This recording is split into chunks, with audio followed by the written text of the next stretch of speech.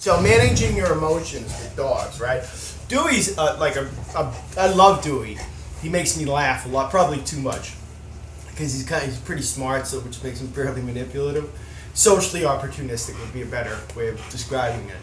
But he does frustrate the shit out of me sometimes, and I've been tempted to lose my temper before, and this is gonna happen to you sometimes in training, particularly if you have a high drive dog, and maybe if you have testosterone, I guess. I don't know, but you're going to be tempted to have a lot of different emotions with dogs that are inappropriate at various times. But one I can comment on intelligently is frustration, and it's, the next step up is anger. And there's a great, I'll just use sort of an allegory here with the Dalai Lama. There's a great passage in a book with him and Paul Ekman, who's a psychologist who studied emotion and facial expression specifically in its relation to emotion. And they had this long set of talks on emotion, and the Dalai Lama offered his perspective, and he was talking about when he was a kid, because he was chosen as a child to be the Dalai Lama. He was raised by monks, and he said whenever a kid, there was this one old monk, whenever a kid would really just try his patience to the max, right before he was just about to explode, he would stop and he would laugh. And he'd go, he'd clap his hands and go, oh boy, and he would laugh. And that's what I do with Dewey. It's like, oh God, I'm biting my fucking lip, oh you motherfucker, about to turn into my dad, when he'd lose his shit. And I go, oh boy.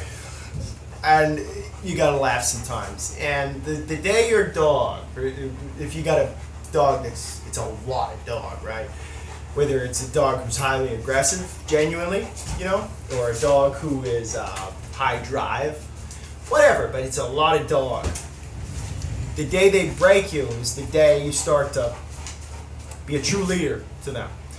And when I say the day they break you, I mean something very specific. It's you kind of succumb to them. And what it really means is you accept them for what they are. You stop trying to change who they are, and you try to influence their behavior rather than change who the dog is.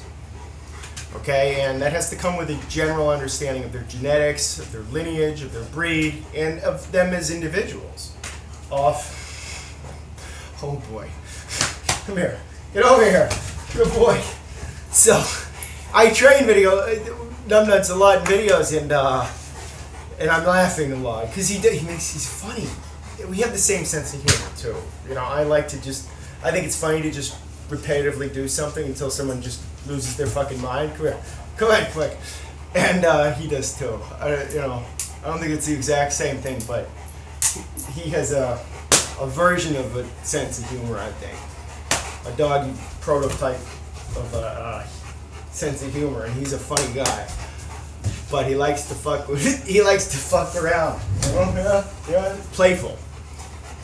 Yes, a boy. So it's something to think about. You gotta, especially if you're a guy. This is probably more for the guys a little bit, but you gotta manage that frustration that you'll run into at times, particularly with high drive dogs. And you gotta, in a sense, give up on the dog that you thought you had or wanted, and succumb to the dog that you have, in a certain sense, by accepting him for who he is. Okay, and then you work to influence the behavior, but you never want to change who they are. You're going to the pound. That's it. He's done. That's it.